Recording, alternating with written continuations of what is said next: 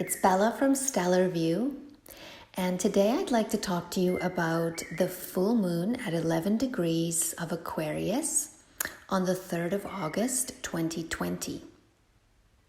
Now, with this full moon, the sun is in Leo and the moon is opposite the sun in Aquarius, in the sign where Saturn will be moving into for the next 2.5 years by the end of the year.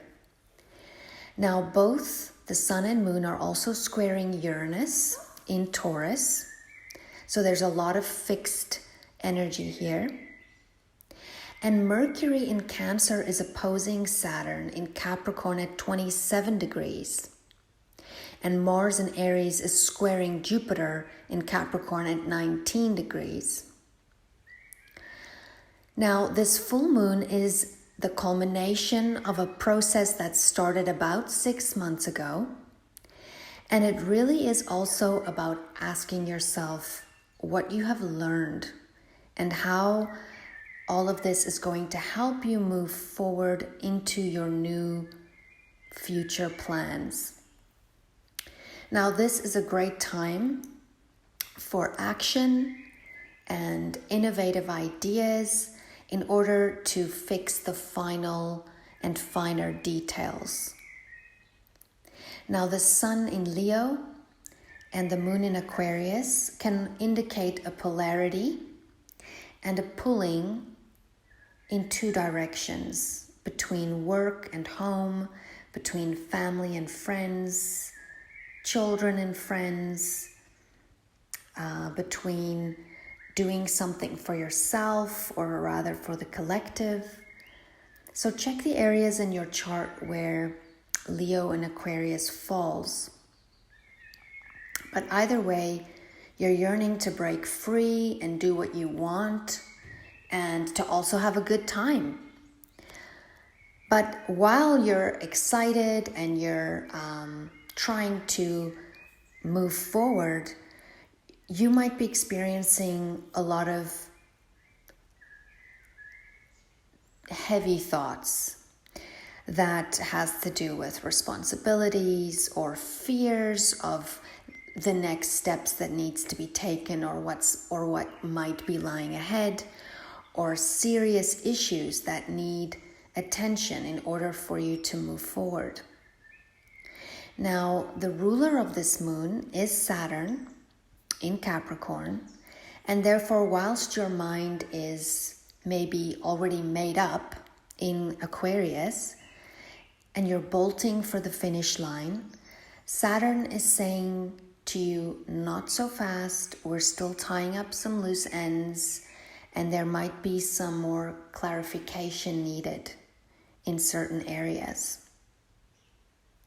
Now, the square from Uranus is also adding pressure for the urge of release, and Mars squaring Jupiter can make things feel over the top and too much. And relationships can also get heated. There can be some serious conversations. Now, this full moon is also bringing unusual and sudden events. Maybe unusual people that can be met or unusual places visited, but it will be revealing truths and wisdom from God. And it is advised to try and become quiet and listen and observe for the answers you are waiting for, as decisions you make now can have lasting effects. Now, Mercury is also in opposition to Saturn,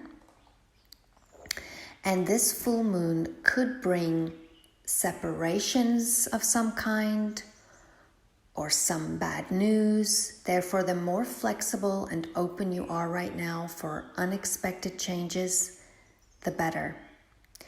And if you have a plan, make sure you have also a plan B and C. That's where your strength is right now. Most obstacles are not there to stop you from reaching your potential or your destiny, but remind yourself that it's rather to redirect you onto a better path or a better way, an approach or understanding that is for your higher good and benefit in the end. Even if it's a loss or someone you might have to say goodbye to, or maybe a place you have to leave, in the end, it will be for your higher good. When you notice you might get bogged down by depression or negative thinking, try and spend some time with friends that are supportive. And even if the social distancing is limiting that, try and do it online if you can. Spend time doing things that used to light you up as a child. You know, whether it's picking up a paintbrush or playing the guitar. Be creative and try and use your hands, make something from scratch, and get some sun if you're able to. It's easy also to feel isolated during times like these, even within a group. And you might be thinking you need to keep your feelings to yourself, or you're not sure how to say what you want to say without it coming out in the wrong way or in a burst of anger.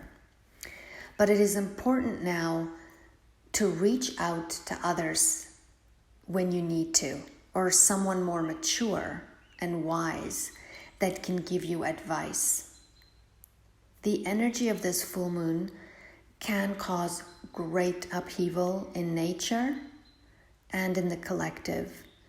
Therefore, use the cool Aquarian objectivity now to help you think before you act or react. Also, please be careful of accidents a few days before and after this full moon. Follow your intuition, which will also be stronger now. Now, the number 11 in numerology is like a portal of truth. The knowingness of a greater power and greater wisdom, and trusting in that. The nakshatra where this moon falls is the Shravana nakshatra, whose symbol is actually an ear, which emphasizes the listening for that which you need to hear right now. Now, Dane Rudhyar's interpretation of the Sabian symbol of the 11th degrees of Aquarius is also during a silent hour, a man receives a new inspiration which may change his life. And the keynote here is the need to rely upon inner inspiration and guidance at the start of new developments. I will end with Proverbs 13, verse 10. By insolence comes nothing but strife, but with those who take advice is wisdom. Stay kind to one another, take care of yourselves and others. Until next time.